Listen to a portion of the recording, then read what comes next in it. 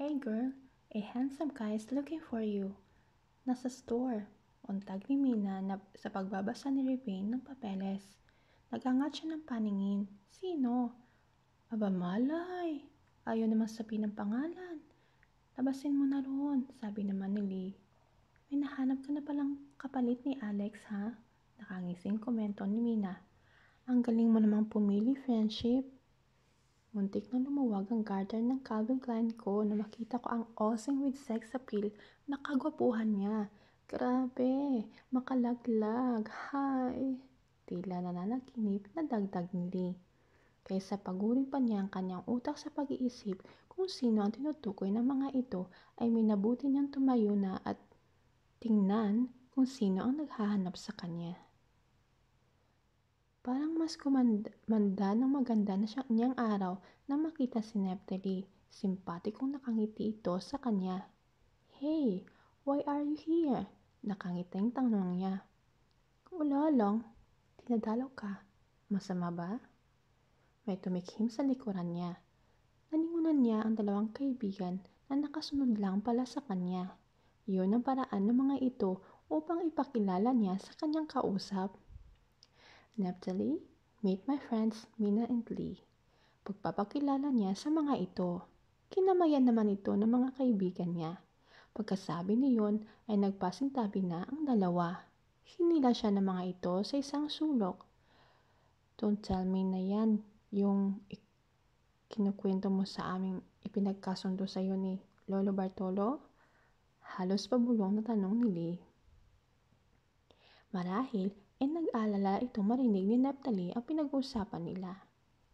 Tumango siya. Impit namang tumili ang mga ito.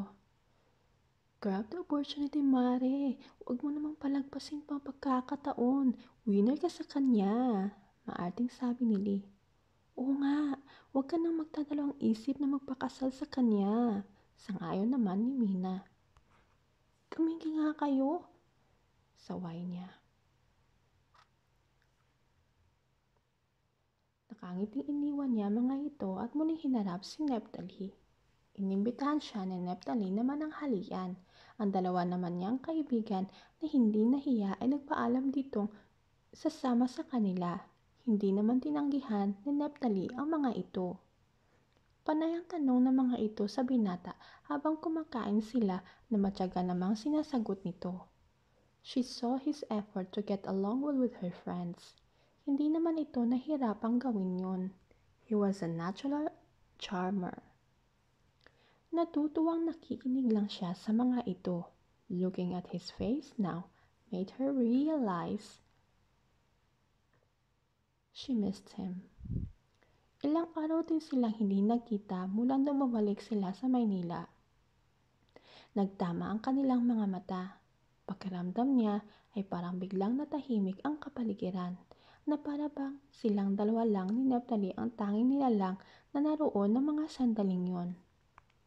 Siya ang unang nagbawi ng tingin.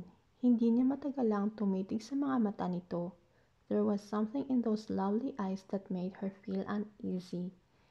Itinuon na lang niya ang kanyang atensyon sa pagkain. Pagsapit ng alauna ng hapon ay inihatid sila nito pabalik sa bookstore. Sinabihan siya nitong hintayin niya ito mamaya dahil susunduin siya nito.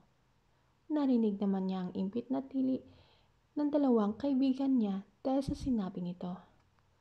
Ay, Mari, grabe. Approve kami kay Neftali para sa'yo. Pahayag ni Mina na makaalis na si Neftali. Oo nga, todo na to. Bagay na bagay kayo, Mari. Kinikilig namang wika ni Lee. Actually, we're planning to talk about the wedding tonight. I don't know. He seems eager to get married. Lalo namang tumili ang mga ito. Mabuti na lang at naroon sila sa loob ng kanilang opisina.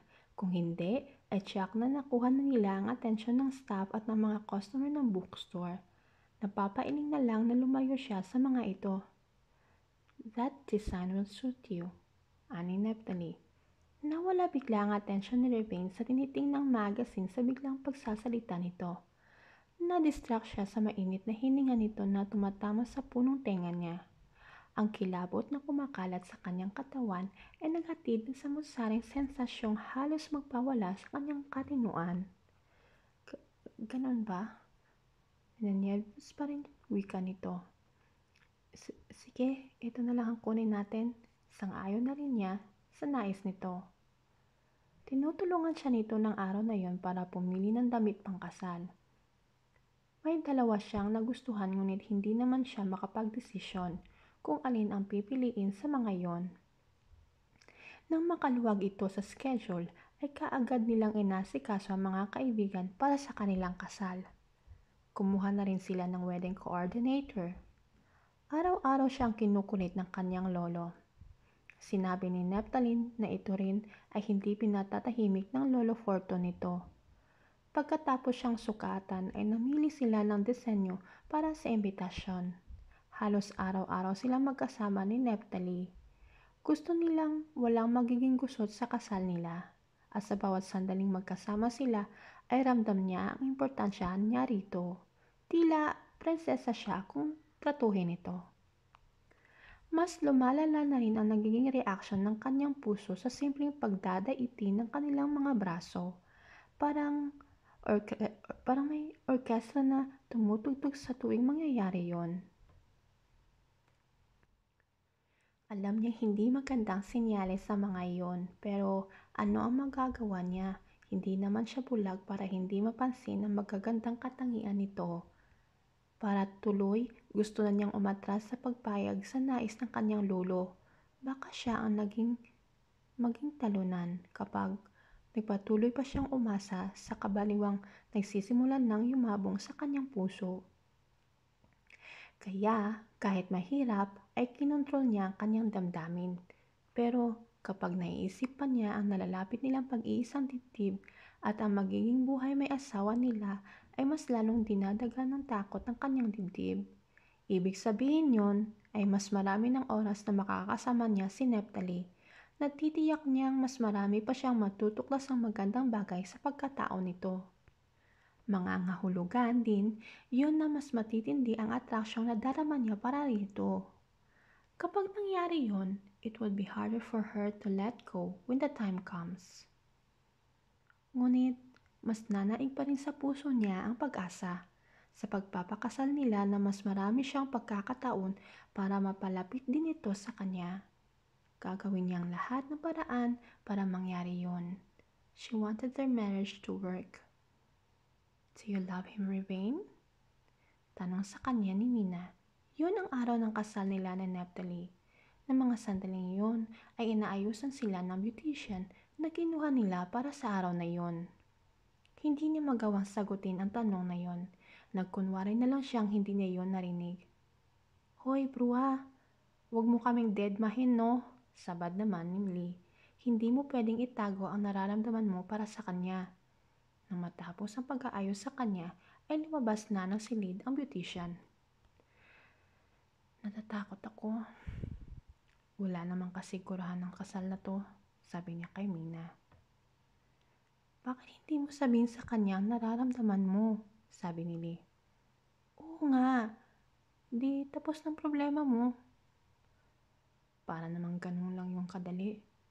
Paano kung pagtawanan lang niya ako? Guys, this is just a marriage of convenience. We all know that. Exasperated na sabi niya. Sisiguruhin ko munang mahal din niya ako. I need security first before I confess my feelings for him. Pero hanggat hindi pa ako sigurado, I will make him fall in love with me first. Determinadong sabi niya. Good luck na lang sa'yo, Mare. Anili na ginagap ang kanyang kamay. Yeah, good luck to you, sabi naman ni Mina na yumakap sa kanila. Tigilan na nga natin to, natatawang sabi niya. Baka magkaiyakan pa tayo, masira pang makeup ko. Baka tuluyan akong hindi pa kasalan ni Neptali kapag nakita ko na parang multo. Saka baka naiinip na yun sa simbahan, kawawa naman siya. Rivain's grandfather insisted that he would walk her down the aisle, kahit na nga naka-wheelchair ito. Habang papalapit siya sa altar, papalakas naman ng papalakas ang kabog ng kanyang dibdib. Mas tumindi pa yon na makita niya si Neptali. na nakangiting naghihintay sa kanya sa altar. Nanginginig at nanlalamig ang kamay niya nang ibinigay yon ng kanyang lolo. "You're trembling," puna nito. "Don't be nervous, it's just me." At ngumiti pa ito ng matamis. Napangiti na rin siya kahit paano. Nang magsimula na itong manumpa sa harap ng pare, hindi na niya napigilan ang pagbaksak ng kanyang luha. Nahiling niya na sana ay totoo ang lahat ng iyon, na totoo ang pahayag ng pagmamahal na sinasabi nito, na binibigkas nito ang mga salitang upang ialay sa kanya. Ipinagpasalamat niyang nagawa pa niyang bigkasin ang vows. "Hey, why are you crying?" Anito nang iangat nito ang belong nakatakip sa kanyang mukha. Mas lalo pang tinambol ng kaba ang kanyang dibdib. He was going to kiss her. Aminin man niya o hindi, she had been dying to be kissed again by him. Masoyo nitong pinahid ang luhang naglandas sa kanyang mga pisngi. Then he gave her a chaste kiss on the lips. Gustuhin man niyang palalimin ang halik na yun, ay hindi niya nagawa dahil ilang segundo lang na naglapit ang kanilang mga labi. Nang matapos ang reception sa mansyon nila sa Forest Park, sila tumuloy. At dahil wala namang alam ang mga katulong tungkol sa totoong dahilan ng pagpapakasal nila ni Neftali, kailangan nilang magsama sa isang silid. Kanina, sa bawat panauhing umaalis ay nadaragdagan ang alalahanin niya. Hindi niya alam kung paano kikilos sa harap nito o kung paano siya kikilos kapag silang dalawa na lamang. Hirap na hirap siyang alisin ang kanyang gown, samantalang ito ay nakapantalon na lang. Napansin marahil nito ang kanyang predikamento. Tinulungan siya nitong hubarin ang kanyang suot. "Gusto mong mauna ng mag-shower?" tanong nito. Tumango na lang siya. Kinuha niya ang kanyang tuwalya na sa ibabaw ng kama at tumuloy sa banyo. Matagal na siyang tapos maligo ngunit hindi pa rin niya magawang lumabas. She was dying of anticipation with what was going to happen tonight. Naroon din ang matinding pangamba. Kahit na hindi yun ang unang beses na ibibigay niya ang kanyang sarili, ay nangangamba pa rin siya.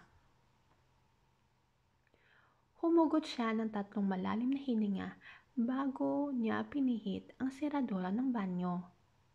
Seeing Ravine only in her robe on made the temperature in the air-conditioned room rise a notch higher.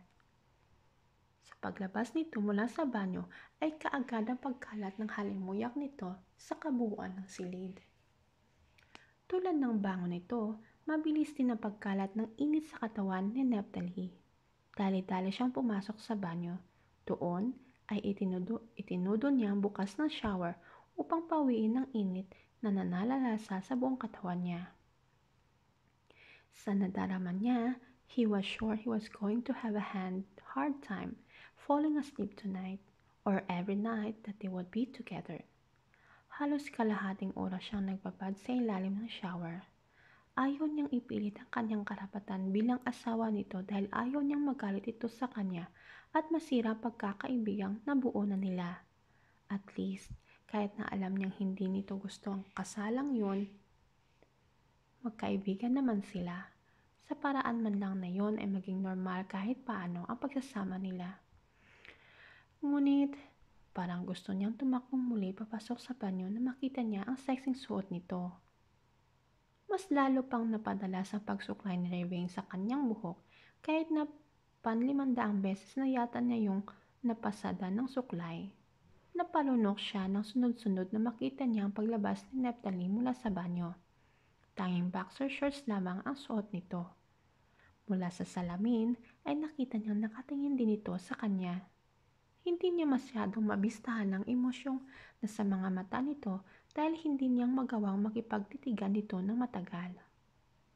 "Good night," anito at nahiga na ito sa kama.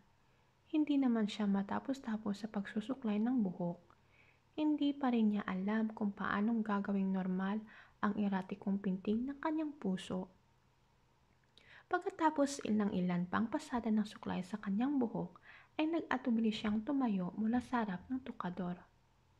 Nananantya pa nga siya nang mahiga sa kama. Patalikod siya rito. Natetensyon siya. Hindi nakatulong ang malamig na buga ng aircon na lalo pang nagpapapalala sa kanyang panlalamig. Pinakikiramdaman niya ang kilos nito. Her senses were on guard. Baka kasi bigla na lang siya nitong kabigin. Ngunit 20 minuto na marahil siyang nakahiga ay hindi pa rin ito kumikilos. She became restless. Pabiling-biling siya sa pagkakahiga. Hindi ka ba sanay na may katabi? Maya-maya ay tanong nito. Humarap siya sa gawin nito. Hindi, okay lang, tugon niya. Mataman nitong nakatingin sa kanya kaya napatingin na rin siya sa mga mata nito. She was sure she was seeing a fire of passion in his eyes. Muling napuno ng pangamba ang kanyang dibdib. Batid niyang anumang sandali ay ilalapit nito ang mukha sa kanya at hahalikan ng kanyang mga labi. Ngunit bigla itong nagsalita. Kasi kung hindi ka sanay na may katabi, doon na lang ako sa sofa matutulog.